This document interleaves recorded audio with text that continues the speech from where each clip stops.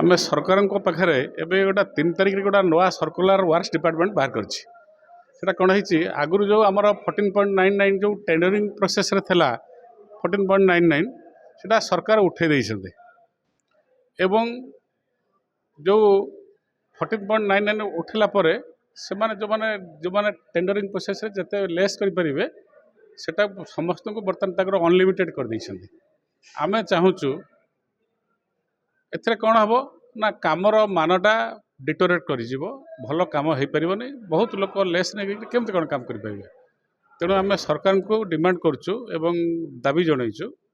14.99 जोटा उठेले सेटा कैपिंगटा करूँ 4.99 कैपिंग करूँ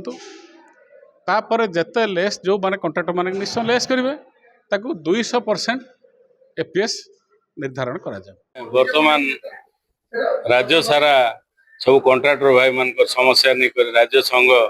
एवं जिला परिक्रमा कर जिते आम जानलु आम भी से आम जिला के आम